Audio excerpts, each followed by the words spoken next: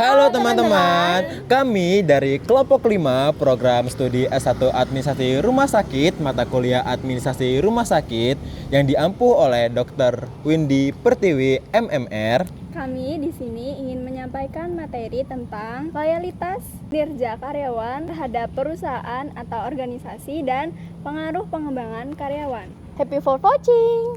Dadah! Yang pertama, bagaimana sih cara menjaga loyalitas karyawan terhadap perusahaan atau organisasi? Berikut beberapa strategi efektif untuk meningkatkan loyalitas karyawan. Yang pertama, ciptakan budaya kerja yang positif dan menyenangkan.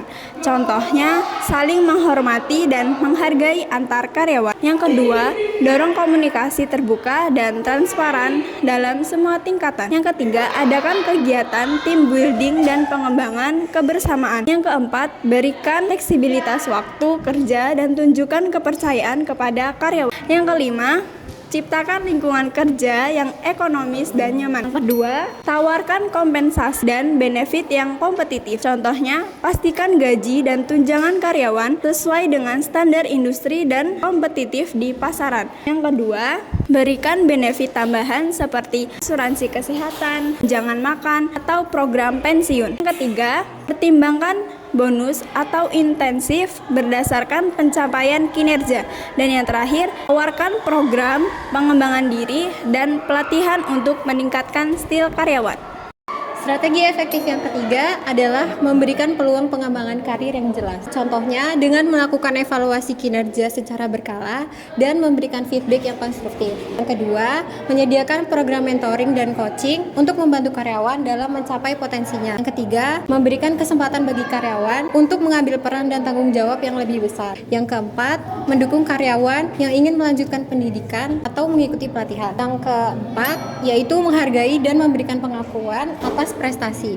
Contohnya yang pertama adalah memberikan apresiasi secara terbuka atas kontribusi dan pencapaian karyawan. Yang kedua, mengadakan program penghargaan karyawan untuk memotivasi kinerja karyawan. Yang ketiga, merayakan kesuksesan tim bersama-sama dan menciptakan budaya saling menghargai. Keempat, memberikan kesempatan bagi karyawan untuk berinovasi dan berkontribusi pada ide-ide baru. Strategi efektif yang kelima yaitu jalin komunikasi yang terbuka dan efektif. Contohnya yaitu adakan komunikasi rutin dengan karyawan baik secara individu maupun kelompok. Yang kedua, dengarkan masukan dan keluhan karyawan secara seksama. Yang ketiga, tanggapi dan selesaikan masalah karyawan dengan cepat dan adil. Yang keempat yaitu libatkan karyawan dalam pengambilan keputusan yang berkaitan dengan pekerjaan mereka. Yang keenam yaitu bangun kepercayaan dan rasa memiliki terhadap perusahaan. Contohnya yaitu berikan visi dan misi yang jelas dan inspiratif bagi perusahaan. Yang kedua, libatkan karyawan dalam penentuan tujuan dan strategis perusahaan. Yang keempat, ciptakan rasa memiliki dan kebanggaan terhadap perusahaan di antara karyawan. Yang kelima yaitu dukung karyawan dalam mencapai keseimbangan antara kehidupan pribadi dan pekerjaan.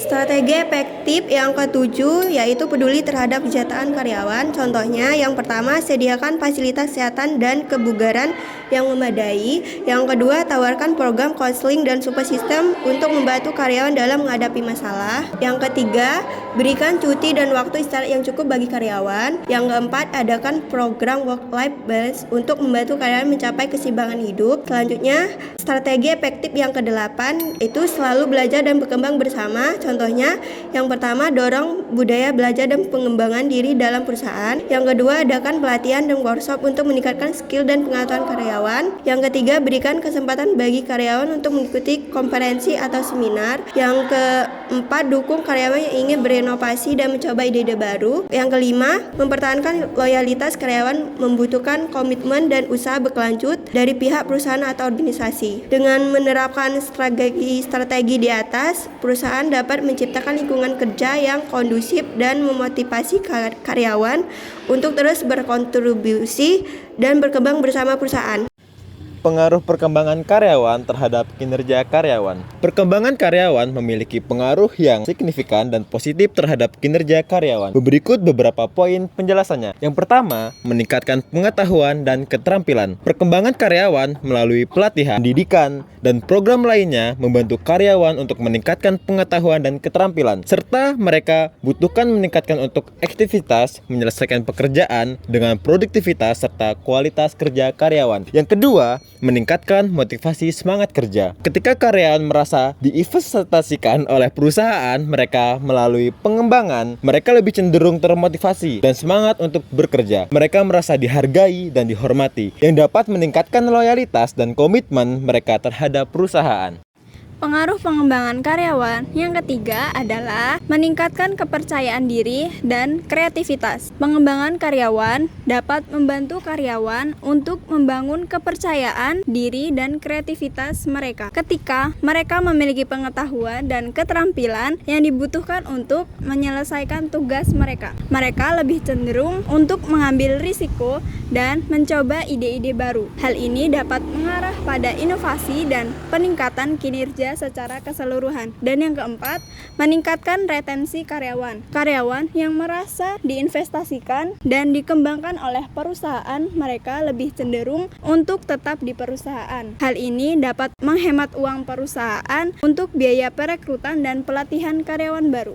Pengembangan karyawan yang kelima adalah meningkatkan kinerja organisasi. Secara keseluruhan, pengembangan karyawan dapat meningkatkan kinerja organisasi dengan meningkatkan efektivitas, produktivitas, kualitas kerja, motivasi, semangat kerja, kepercayaan diri, kreativitas, loyalitas, komitmen, dan juga retensi karyawan. Dan perlu kita ingat bahwa efektivitas pengembangan karyawan itu bergantung pada berbagai faktor, seperti jenis program pengembangan yang ditawarkan, kebutuhan individu karyawan, dan juga budaya organisasi. Dan yang kedua adalah pengembangan karyawan harus menjadi proses yang berkelanjutan agar dapat memberikan manfaat jangka panjang bagi karyawan dan juga organisasi.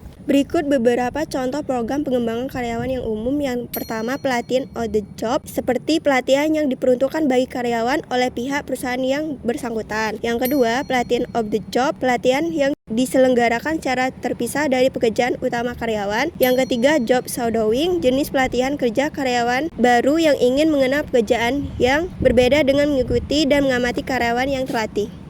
Organisasi yang ingin meningkatkan kinerja karyawannya, mereka harus berinvestasi dalam pengembangan karyawan dengan menawarkan berbagai program pengembangan yang berkualitas. Organisasi dapat membantu karyawan mereka untuk mencapai potensi penuh mereka dan berkontribusi pada kesuksesan organisasi. Dapat disimpulkan bahwa loyalitas karyawan dan pengembangan karyawan merupakan dua elemen penting yang saling terkait dan berkontribusi pada peningkatan kinerja karyawan dan kesuksesan perusahaan. Dengan menerapkan strategi untuk menjaga loyalitas karyawan dan berinvestasi dalam pengembangan karyawan, perusahaan dapat mencapai tujuannya dan menciptakan lingkungan kerja yang positif dan produktif bagi semua. Sekian dan terima kasih. kasih. Yeay.